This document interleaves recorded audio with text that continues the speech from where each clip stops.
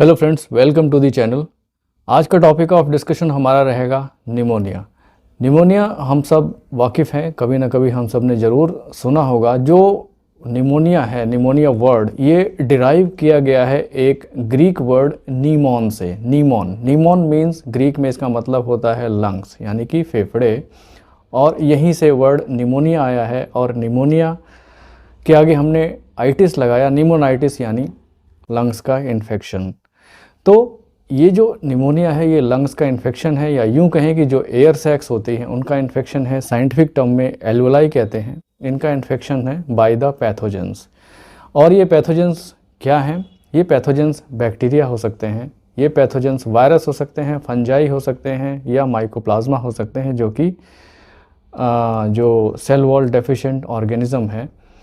तो ये जो पैथोजेंस है ये हमारे nasal cavity, oral cavity, pharynx, लैरिंग्स, trachea, bronchi से होते हुए लंग्स के एल्वोलाई में जाके सेटल हो जाते हैं और वहाँ पे इन्फ्लेमेशन पैदा करते हैं। और ये इन्फ्लेमेशन रिस्पॉन्सिबल है जो सारे निमोनिया के सिम्टम्स आते हैं, और ये इन्फ्लेमेशन रिस्पॉन्सिबल है जो एक्सरे में इन्फिल्ट्रेट्स आते हैं निमोनिया के।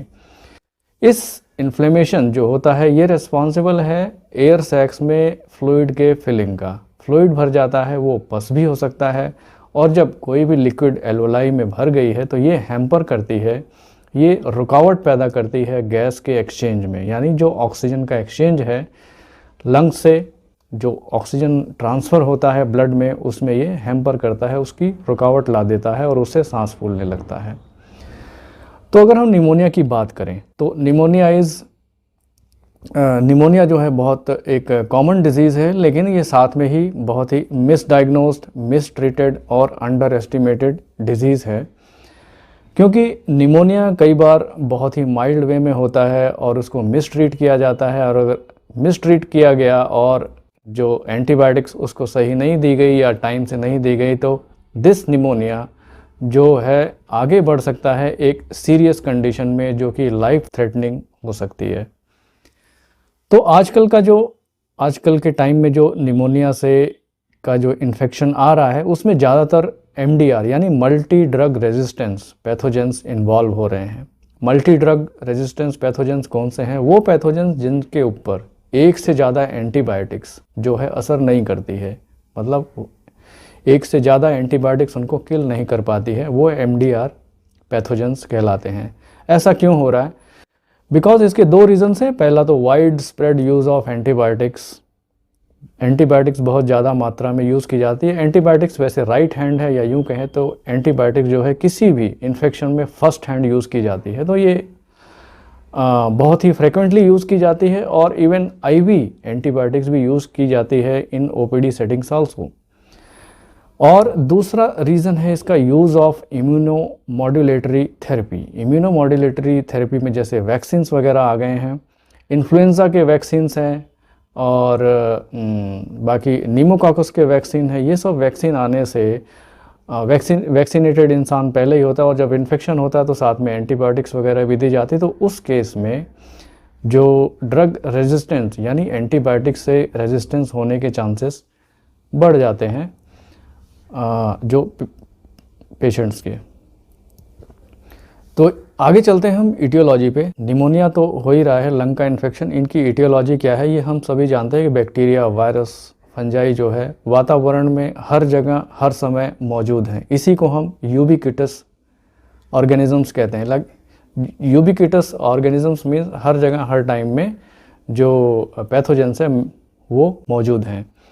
तो ये जो बैक्टीरिया एंड वायरसेस की हम बात कर रहे हैं, ये जो bacteria and virus they are contagious, यानी अगर कोई इन्फेक्टेड पर्सन है तो उसी इन्फेक्टेड पर्सन जो है दूसरे को इन्फेक्ट कर सकता है दीज बैक्टीरिया एंड वायरसेस को, सांस के द्वारा, ड्रॉपलेट इन्फेक्शंस के द्वारा।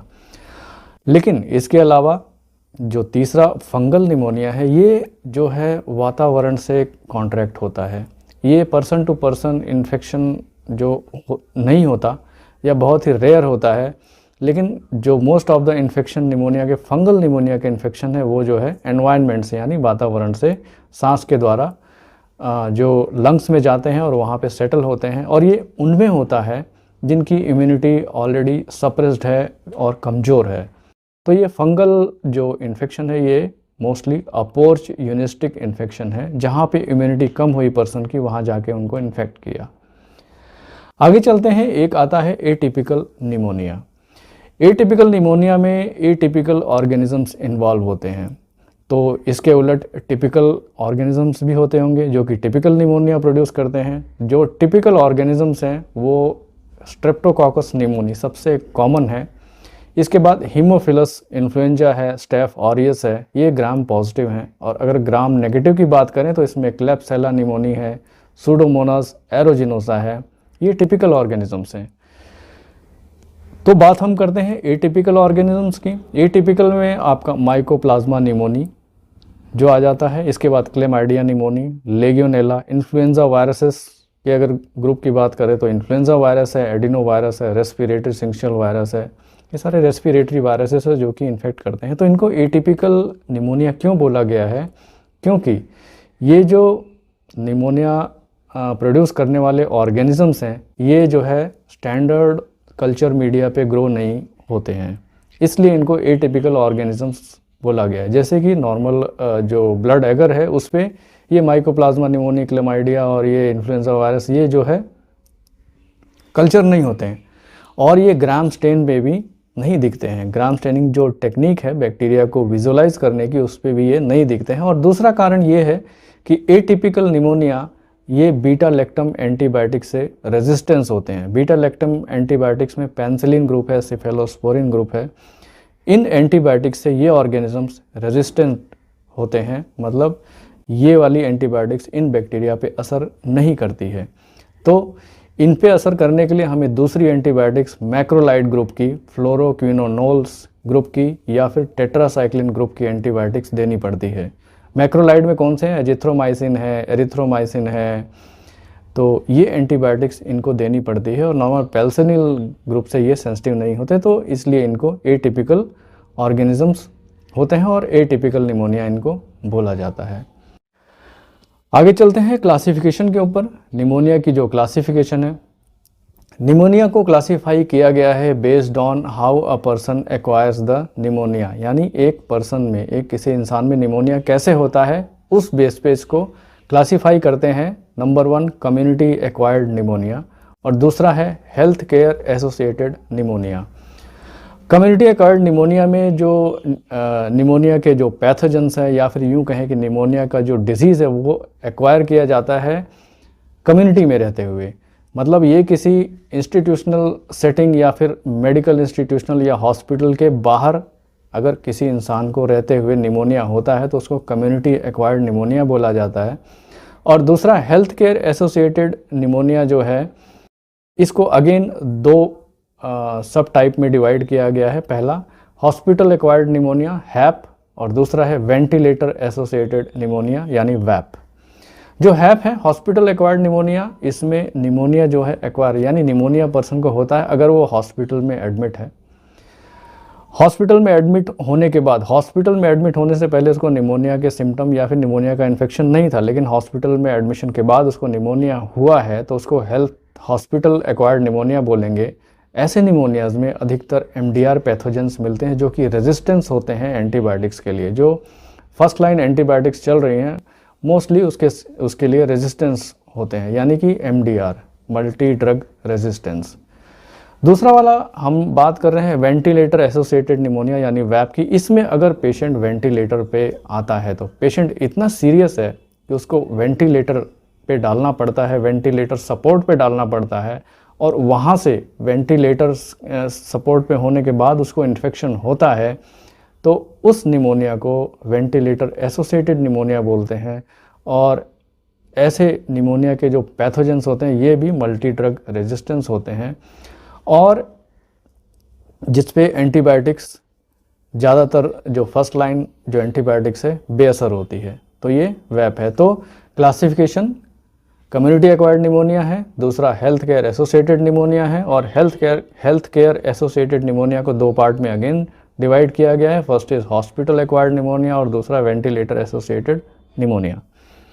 इसके अलावा एक टर्म सुनने को मिलेगी एस्पिरेशन निमोनिया। एस्पिरेशन निमोनिया यानी जो माउथ का जो कंटेंट है उसको एस्पिरेट कर लिया, निगल लिया ट्रैकियोब्रोंकियल ट्री में, यानी सांस की नलियों में, और वहाँ जाके ये इन्फेक्शन होता है तो उसको एस्पिरेशन निमोनिया बोलते हैं। और इस टाइप के निमोनिया में ज़्यादातर एनोरोब्स, जो एनोरोब्स हमारे माउथ में मिलते हैं, मुंह में मिलते हैं, वो ज़्यादा कॉमन है। जाहिर सी बात है, जब निगलेगा, सलाइवा निगलेगा या कोई फॉरेन बॉडी भी अगर वो निगल लेता है और वो चेस्ट में जाके कहीं पे जो सेटल डाउन होता है और वहाँ पे निमोनिया इन्फेक्शन प्रोड्यूस करता है, तो उसमें एनोरोब्स ज़्यादा कॉमनली देखा गया। तो ये एस्पिरेशन निमोनिया है।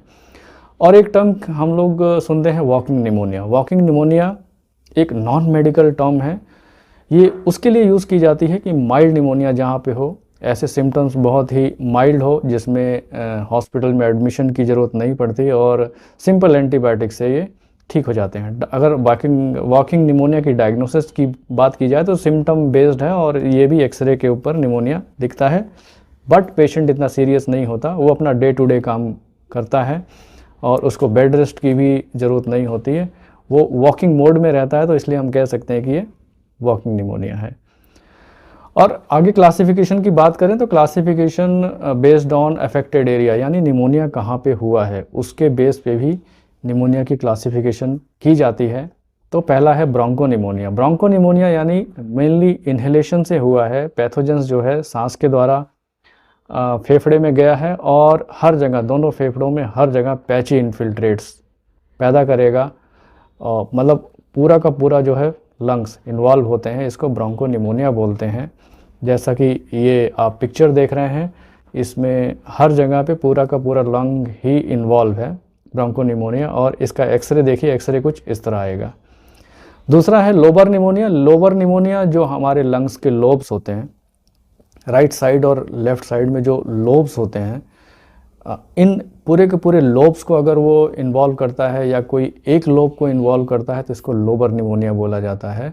और तो इस तरह से अगर अफेक्टेड एरिया के द्वारा अगर क्लासिफिकेशन की जाए तो Bronco pneumonia and Lobar pneumonia हो गई। आगे चलते हैं हिस्टोपैथोलॉजी के ऊपर। हिस्टोपैथोलॉजी में स्टेजेस बताई गई हैं, इसकी 4 स्टेजेस हैं। There are 4 stages. First stage जो होती है कंजेशन की होती है, जिसमें एडिमा होता है। फर्स्ट स्टेज यानी पैथोजेंस लंग्स में गया, और जो फर्स्ट स्टेज आती है कंजेशन की आती है, इसमें क्या होता है कि एक्सुडेट जो एल्वोलाई में आते हैं, यानी एल्वोलाई में फ्लूइड आता है, वहाँ पे जो इन्फ्लेमेटरी रेस्पॉन्स के थ्रू, और जो फर्स्ट स्टेज में लंग्स के अंदर बैक्टीरिया मिलते हैं एल्वोलाई के अंदर। सेकेंड स्टेज की बात करते हैं तो इसके आगे रेड हेपेटाइजेशन होता है। इस स्टेज में रेड सेल्स मिलते हैं एल्वोलाई के अंदर, यानी जो मेम्ब्रेन लीकेज है और वहाँ से रेड सेल की एंट्री होती है एल्वोलाई के अंदर, और red cells we can find, plus इसके रेड सेल के अलावा न्यूट्रोफिल्स की मात्रा अधिक होती है एल्वोलाई के अंदर। तो ये स्टेज है red hepatization due to presence of this red cell ना, रेड सेल जो प्रेजेंट है इसकी वजह से रेड हेपेटाइजेशन होगी। और इसके बाद थर्ड स्टेज जो आती है वो ग्रे हेपेटाइजेशन होती है। ग्रे हेपेटाइजेशन थोड़ा सा हीलिंग की साइड चला गया, वहाँ पर जो रेड सेल्स थे एल्वोलाई में उनकी लिसिस यानी वो टूटना शुरू हो गए, और जो बाकी वहाँ पे न्यूट्रोफिल्स वगैरह थे वो तो अभी भी रहेंगे क्योंकि वो इन्फ्लेमेटरी एक रिस्पॉन्स है, और जो सेल्स रेड सेल हैं उनका ब्रेकडाउन स्टार्ट हो गया है। और ये जो कलर रेड से हिस्टोपैथोलॉजिकल स्पेसिमेन में जो ग्रे कलर की साइड ये शिफ्ट हो जाएगा, इसलिए इसको ग्रे हेपेटाइजेशन वाली स्टेज बोला गया है। और फोर्थ स्टेज की बात करें तो फोर्थ स्टेज है रेजोल्यूशन। रेजोल्यूशन में अब क्या हो गया कि ये जो है फाइनल फेज है, इसमें जो रेड सेल टूटे हैं, जो फिब्रिन्स हैं और जो न्यूट्रोफिल्स जो थर्ड स्टेज में बहुत ज़्यादा था, अब ये फोर्थ स्टेज में न्यूट्रोफिल्स की मात्रा भी कम हो जाएगी, और इनके जो डेबरीज हैं, जो बैक्टीरिया के डेड बैक्टीरिया हैं, जो फिब्रिन है, इनकी जो क्लियरिंग स्टार्ट हो जाएगी। The lungs clearing mechanisms will activate. तो ये रेजोल्यूशन फेस होगा, यहाँ पे बैक्टीरिया नहीं मिलेंगे और पेशेंट की कंडीशंस ठीक होनी शुरू हो जाएगी। ये जो 4 स्टेजेस हैं, first, second, third, fourth, congestion, red hepatization, grey hepatization, resolution, ये चारों स्टेज जो बहुत साफ़ सुथरे तरीके से दिखती हैं किसमें, न्यूमोकॉकल निमोनिया में। तो ये रही बात हिस्टोपैथोलॉजी की स्टेजेस की बात। आइए इसके आगे बात करते हैं पैथोफिजियोलॉजी की। एज वी नो कि हमारा जो लंग्स है, हमारा जो सांस लेने का जो ऑर्गन है, वो डायरेक्टली एक्सपोज्ड है एनवायरनमेंट में। एनवायरनमेंट से हम सांस लेते हैं तो एनवायरनमेंट के अंदर जो भी पैथोजेंस वहाँ पे प्रेजेंट है वो डायरेक्टली हमारे चेस्ट में, हमारे लंग्स में आ सकते हैं। तो ये एक इन्हेलेशन, एक रूट है जिससे कि माइक्रोब्स जो है, पैथोजेंस हमारे चेस्ट में पहुँच सकते हैं। उसके अलावा जो कौन से रूट्स हैं जिससे माइक्रोब्स आते हैं, वो है एस्पिरेशन। एस्पिरेशन जिससे माउथ का जो कंटेंट होता है वो चेस्ट में निगल लिया जाता है सांस की नली में। In fact aspiration is the most common cause जहाँ जिस तरीके से माइक्रोब्स हमारे फेफड़े में पहुँचते हैं, और ये एल्डरलीज के अंदर ज़्यादा कॉमन है। इनफैक्ट हम सभी माइक्रो एस्पिरेशन यानी थोड़ी बहुत मात्रा में एस्पिरेट करते ही रहते हैं, बट वो इतना सफिशेंट नहीं होता है कि हम हमारे चेस्ट के अंदर निमोनिया प्रोड्यूस कर सके। अब ये जो माइक्रोब्स हैं हमारे चेस्ट के अंदर पहुंच के लंग्स के अंदर आ गए, तो लंग्स में जो एल्वोलाई में ये माइक्रोब्स पहुंचे तो वहाँ पे इनकी मुलाकात होती है एल्वोलर मैक्रोफेजेस से। जो एल्वोलर मैक्रोफेजेस होते हैं वो इन पैथोजेंस को निगलने की कोशिश करते हैं, इनको किल करने की कोशिश करते हैं, और काफ़ी हद तक ये उनको वहाँ से किल कर ले जाते हैं। और ये जो अगर इनकेस किल नहीं भी कर पाए तो जो पैथोजेंस मैक्रोफेजेस के अंदर मौजूद हैं, मैक्रोफेज सहित हमारा जो लंग्स का सीलियरी सिस्टम है, क्लियरिंग मैकेनिज्म, वो उनको बाहर बलगम में निकाल देता है। लेकिन क्या होता है कि अगर पैथोजेंस की क्वांटिटी बहुत ज़्यादा है और मैक्रोफेजेस जो है सफिशेंट नहीं है, उनको किल नहीं कर पा रहे हैं, तो वो एक इन्फ्लेमेटरी रेस्पॉन्स सेट करते हैं जिससे होस्ट को पता लगता है, और होस्ट भी अपना इन्फ्लेमेटरी रेस्पॉन्स सेट करता है, जिसमें कि हम पेरिफेरल ल्यूकोसाइटोसिस देखें, ल्यूकोसाइट्स की जो क्वांटिटी है वो हमारे ब्लड में बढ़ने लगती है। ऐसे पेशेंट का अगर हम ब्लड टेस्ट कराते हैं तो उसमें हमें TLC यानी टोटल ल्यूकोसाइट्स काउंट जो है बढ़ा हुआ मिलता है। तो ये जो होस्ट का इन्फ्लेमेटरी रिस्पॉन्स है, ये एक क्लिनिकल सिंड्रोम पैदा करता है, और भी इन्फ्लेमेटरी मेडिएटर्स पैदा किए जाते हैं, जैसे कि interleukin 1, interleukin 8, tumour necrosis factor. ये सारे जो क्लिनिकल सिम्टम्स जैसे कि फीवर पैदा करते हैं निमोनिक पेशेंट्स के अंदर। जो मैक्रोफेजेस हैं एल्वोलर में, जो एल्वोलर मैक्रोफेजेस हैं वो कुछ कीमोकाइंस निकालते हैं, like interleukin 8, granulocyte colony stimulating factors. ये जो GCSF है ये न्यूट्रोफिल्स को रिक्रूट करता है इन द एल्वोलाई। एल्वोलाई के अंदर न्यूट्रोफिल्स आने लगते हैं, और वहाँ से ये सब एक प्रोसेस है जो बैक्टीरिया, जो पैथोजेंस हैं, उनके अटैक को कम करने के लिए, उनको किल करने के लिए। यहाँ डायग्राम में यू कैन सी एन जो एल्वोलाई है, इसके अंदर मैक्रोफेज है। मैक्रोफेज जो है ट्रांसफॉर्म होता है पैथोजेंस को किल करने के लिए, और आप देख रहे हैं कि inflammatory mediators like interleukin 10, tumour necrosis factor, ये सब जो सेक्रीट किए जाते हैं मैक्रोफेजेस द्वारा। ये इंटरल्यूकिन 10 जो है एंटी इन्फ्लेमेटरी जो मीडिएटर है, जो कि ये देखता है कि होस्ट को भी जो नुकसान नहीं होना चाहिए और कितना इन्फ्लेमेशन किस मात्रा में होना चाहिए। और ये ब्लड वेसल है, उसमें से आप देख रहे हैं ये जो है इन्फ्लेमेटरी मीडिएटर्स यहाँ से निकल कर एल्वोलाई के अंदर आ रहे हैं, और ये रेड ब्लड सेल्स भी यहाँ से निकल के जो एल्वोलाई के अंदर आएंगे। तो यहाँ से आप देखिए जो मीडिएटर्स हैं वो एक प्लाज्मा जो कैपिलरी मेम्ब्रेन का लीकेज पैदा कर रहे हैं, और इस लीकेज से जो फ्लूइड है, जो रेड ब्लड सेल है, वो एंटर कर सकता है एल्वोलाई के अंदर। और जब एल्वोलाई के अंदर एक बार रेड ब्लड सेल प्रेजेंट है तो कफिंग जब पेशेंट करता है तो उसमें ब्लड आ सकता है, यानी हेमोप्टिसिस के सिम्टम हो सकते हैं। इस स्टेज पे अगर एक्सरे किया जाए पेशेंट का तो वहाँ पे एल्वोलाई के अंदर इन्फिल्ट्रेट्स हैं, एल्वोलाई के अंदर फ्लूइड है, एल्वोलाई के अंदर पस हो सकता है। तो ये एक्सरे में इन्फिल्ट्रेट्स दिख सकते हैं अगर पेशेंट का एक्सरे किया जाता है तो। जैसा कि हम देख रहे हैं कि एल्वोलाई के अंदर जो है फ्लूइड भर गया है, उसके अंदर पस भी हो सकता है। अगर ये बहुत ज़्यादा एरिया में ऐसा है, इन्फिल्ट्रेट्स मौजूद है, तो वहाँ पे जो ऑक्सीजन का एक्सचेंज है वो हैम्पर होता है, तो उससे ब्लड के अंदर ऑक्सीजन की कमी हो जाती है, यानी हाइपोक्सीमिया हो जाता है। और जब ये ऑक्सीजन की कमी हो जाएगी, हाइपोक्सीमिया सीवियर हो जाएगा, तो हमारे ब्रेन को एक सेंस जाता है, वो अपने रेस्पिरेटरी सेंटर्स को एक्टिवेट करता है और रेस्पिरेटरी ड्राइव बढ़ जाती है, यानी सांस लेने की जो रेट है बढ़ जाता है, giving rise to the symptom of breathlessness. तो वहाँ से सांस बढ़ जाएगी, कफिंग होती है, उसमें बलगम आएगा, ब्लड भी आ सकता है। और एक इम्पॉर्टेंट चीज़ है इंट्रापल्मोनरी शंटिंग ऑफ ब्लड होता है। उसमें क्या होता है कि जब काफ़ी एक बड़ा एरिया जिसमें कि ब्लड में और एल्वोलाई के बीच में गैस एक्सचेंज नहीं होता है, तो वहाँ से जो ब्लड है उस तरफ ना जाके उसकी जो है रूटिंग हो जाती है, वहाँ पे ब्लड नहीं जाता, और ये बड़ा एरिया अगर हो गया तो वहाँ से ब्लड शिफ्ट हो जाएगा और ब्लड को ऑक्सीजन मिलेगा नहीं, और जो है बहुत ही कम ऑक्सीजन लेके ब्लड वापस हार्ट में चला जाएगा। तो इसमें सीवियर हाइपोक्सीमिया हो जाएगा, और हाइपोक्सीमिया अगर इतना सीवियर हो जाए कि रूटीन वर्क ना हो पाए तो अल्टीमेटली वो उससे डेथ हो सकती है निमोनिक पेशेंट्स की। तो ये हमने देखा कि कैसे एक जो निमोनिक इन्फेक्शन स्टार्ट होता है और वो एक सीरियस कंडीशन में बदल सकता है। तो आगे हम बात करते हैं कम्युनिटी एक्वायर्ड निमोनिया की। ज़्यादा डिटेल में हम बात नहीं करेंगे, थोड़ा सा टच करते हैं कि कम्युनिटी एक्वायर्ड निमोनिया, कम्युनिटी में रहते रहते किसी इंसान को निमोनिया होता है तो जो मोस्ट कॉमन ऑर्गेनिज्म है वो है स्ट्रेप्टोकोकस निमोनी। इसके अलावा mycoplasma pneumoniae, Haemophilus influenza, Legionella, ये सारे जो बैक्टीरिया हैं इन्फेक्ट करते हैं। और वायरसेस की बात करें तो रेस्पिरेटरी वायरस, RSV, ये सारे इन्फेक्ट कर।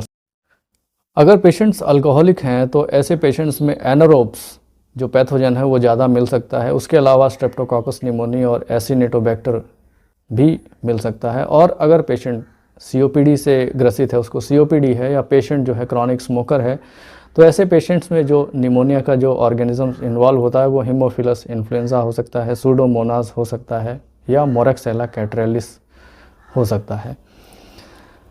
तो आगे बात करते हैं सिम्टोमेटोलॉजी की। तो सिम्टम्स निमोनिया के पेशेंट्स में क्या क्या हो सकते हैं?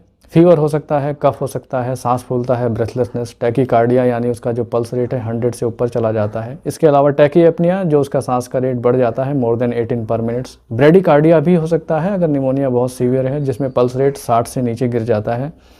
साइनोसिस हो सकती है, जैसा कि ऑक्सीजन जो एक्सचेंज में यहाँ पे गड़बड़ आई है तो उसकी वजह से ब्लूइश डिस्कलरेशन हो सकता है लिप्स का, नेल बेड का, और जो लिप्स वगैरह है, जो म्यूकस मेम्ब्रेन है उसका, उनका ब्लूइश डिस्कलरेशन हो सकता है। और अगर निमोनिया लंग से होते हुए उसने प्लूरा को भी इन्वॉल्व कर लिया है तो प्लूराइटिक चेस्ट पेन भी हो सकता है। इसके अलावा सिम्टम्स की बात करें तो फैटीग है, थकावट है, हेडेक हो सकती है, बॉडी एक हो सकता है, मायल्जिया, अर्थराल्जिया, जॉइंट पेन वगैरह हो सकते हैं। रीगर्स अगर पेशेंट को आ रहे हैं तो ये एक इंडिकेटिव है कि pneumococcal pneumonia is the possibility. आगे कुछ इंपॉर्टेंट पॉइंट हम हिस्ट्री टेकिंग में बात करते हैं कि अगर पेशेंट को निमोनिया हुआ है और पेशेंट जो एयर कंडीशनड एरिया में रहता है और अगर पैथोजेंस वाटर सिस्टम से, वाटर पाइपिंग सिस्टम से पैथोजेंस आए हैं तो वो मोस्ट लाइकली जो ऑर्गेनिज्म है वो लेगियोनेला हो सकता है, और लेगियोनेला का निमोनिया हो सकता है। लेगियोनेला निमोनिया जो होता है ऑफन जो सिम्टम्स प्रोड्यूस करता है उसमें माइंड का जो कॉन्शियस का जो अलर्टनेस है वो कम हो जाता है, और उसमें GI यानी गैस्ट्रो इंटेस्टाइनल सिम्टम्स दिखते हैं। पेशेंट को निमोनिया हुआ है अगर वो क्राउडेड प्लेस में रहा है, जैसे जेल्स में या फिर किसी जो है शेल्टर्स में रहते हैं, तो ऐसे पेशेंट्स में जो पैथोजेंस है वो मोस्ट लाइकली स्ट्रेप्टोकोकस निमोनिया हो सकता है, या माइकोबैक्टीरिया हो सकता है जो कि TB पैदा करता है, या माइकोप्लाज्मा हो सकता है, या क्लेमाइडिया हो सकता है। और अगर पेशेंट का एक्सपोजर कैट से है, शीप से है, कैटल से है, पालतू जानवरों से है, तो ऐसे पेशेंट्स में कॉक्सिएला बर्नेटी नाम का जो बैक्टीरिया है मिलता है। और अगर पेशेंट का एक्सपोजर बर्ड से है like chickens, turkeys and ducks, उसमें क्लेमाइडिया सिटासी नाम का ऑर्गेनिज्म आइसोलेट किया जाता है मोस्टली। बात करते हैं एस्पिरेशन की। एस्पिरेशन जैसे हमने जो पता किया कि जो माउथ का जो कंटेंट है वो हमारे चेस्ट में जो एस्पिरेट कर जाते हैं, तो ऐसा एस्पिरेशन का रिस्क किन किन लोगों में ज़्यादा होता है? जिनका आल्टर्ड मेंटेशन होता है, जिनका कॉन्शियस अलर्टनेस कम होता है, जो लोग ड्रग एब्यूज़ करते हैं, IV इंजेक्शन्स वगैरह लेते हैं और इंजेक्शन शेयरिंग होती है कई लोगों के बीच में, या जिन पेशेंट को डिस्फेजिया है, निगलने में दिक्कत है, ईसोफेगस की पाइप में कोई दिक्कत है और वो निगलने में ऐसी कोई तकलीफ़ है, या फिर जिन पेशेंट को GERD है, GERD यानी रात को सोते हैं तो पेट का जो कंटेंट होता है वो वापस ईसोफेगस में आता है, ईसोफेगस से ओरोफेरिंग्स में आएगा और वहाँ से एस्पिरेशन के चांसेस बढ़ जाते हैं। या जो पेशेंट अल्कोहलिक हैं जिसमें भी अगेन माइंड का अलर्टनेस कम हो जाएगा, या फिर सीजर डिसऑर्डर है, दौरे का डिसऑर्डर जिसमें कॉन्शियस थोड़ी देर के लिए हट जाती है, पेशेंट अनकॉन्शियस हो जाता है, ऐसे पेशेंट्स में एस्पिरेशन का रिस्क बढ़ जाता है। और जहाँ तक माइक्रो एस्पिरेशन की बात की तो हम सभी में थोड़ा बहुत माइक्रो एस्पिरेशन होता है, लेकिन जो एल्डरलीज होते हैं उसमें एस्पिरेशन के चांसेस अगेन बढ़ जाते हैं। तो सिम्टोमेटोलॉजी में आगे बात करते हैं स्पूटम प्रोडक्शन। स्पूटम प्रोडक्शन भी एक किस तरह का स्पूटम है, कैसा स्पूटम आ रहा है, बलगम किस तरह का आ रहा है, ये भी इंडिकेट करता है कि किस टाइप का पैथोजन इन्फेक्टिव हो सकता है। जैसे कि अगर स्पूटम रस्ट कलर्ड है, रस्टी कलर्ड स्पूटम है, तो ऑर्गेनिज्म जो है स्ट्रेप्टोकाकस निमोनी हो सकता है।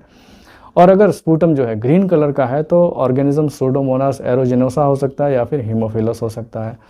और अगर रेड करंट जेली स्पूटम आ रहा है तो जो ऑर्गेनिज्म है वो मोस्ट लाइकली क्लेप्सिला हो सकता है। और अगर स्पूटम जो बलगम है बहुत ही ज़्यादा फॉल स्मेलिंग है, बहुत ही बैड स्मेलिंग है और उसका बैड टेस्ट पेशेंट कंप्लेन करता है, तो जो ऑर्गेनिजम्स होता है मोस्ट लाइकली एनोरोब्स हो सकते हैं।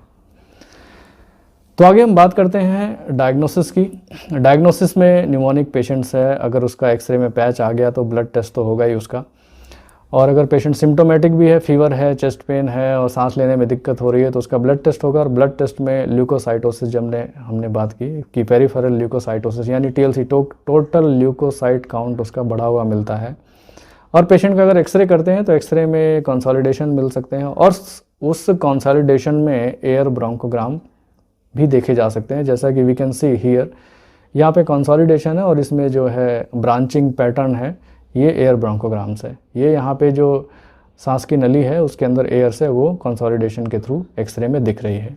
और अगर पेशेंट ज़्यादा कॉम्प्लेक्स है, ज़्यादा सीरियस है, तो उसमें CT चेस्ट कराना पड़ सकता है। और यहाँ CT में आप देख रहे हैं कि राइट साइड में कंसोलिडेशन है, उसमें we can see the air bronchograms. और अगर बैक्टीरिया का पता नहीं लग रहा, पेशेंट की कंडीशन ठीक नहीं है या डायग्नोसिस नहीं बन पा रही, तो ऐसे में हम चाहेंगे कि उसका जो बैक्टीरिया जो पैथोजन है वो हम आइसोलेट करें। और आइसोलेट करने के लिए बलगम में अगर पैथोजन नहीं आ रहा है तो हम उसका ब्रोंकोस्कोपी करके उसका बायल फ्लूइड निकालते हैं। बायल मीन्स ब्रोंको एल्वुलर लेवाज। ये एक सलाइन से वॉश करके एल्वोलाई को उसको एस्पिरेट करके उसका फिर जो फ्लूइड है उसको सेंट्रीफ्यूज करके उसके मटेरियल का कल्चर लगाते हैं। This is a technique to find out what type of organism is infecting. आगे यहाँ पे आप देख सकते हैं ये एक्सरे है। एक्सरे के दोनों साइड पैची इन्फिल्ट्रेट्स हैं, सॉफ्ट इन्फिल्ट्रेट्स इनफैक्ट हैं। ये बॉल जैसे, कॉटन बॉल जैसे आपको दिख रहे हैं, तो दिस मे बी ब्रोंकोनिमोनिया। और ये अगला एक्सरे है, इसमें लेफ्ट मिड जोन में ये कंसोलिडेशन है, उसके अंदर जो एरो ब्लैक एरो है वो कैविटी दिखा रहा है, कैविटेटेड कंसोलिडेशन है, कैविटरी कंसोलिडेशन। ये अगला एक्सरे है, इसमें राइट अपर जोन में कंसोलिडेशन है और उसमें आप ब्रांचिंग पैटर्न देख रहे हैं, ये एयर ब्रोंकोग्राम है। ये अगला फिल्म है, इसमें भी एयर ब्रोंकोग्राम आपको दिख रहा है, ट्रैकिया डिवाइड हो रहा है ब्रोंकस में और ब्रोंकस फर्दर डिवाइड हो रहे हैं सेकेंडरी एंड टर्शरी ब्रोंकाई में। और इसके अंदर जो एयर है कंसोलिडेशन के थ्रू दिख रही है, ये एयर ब्रोंकोग्राम है।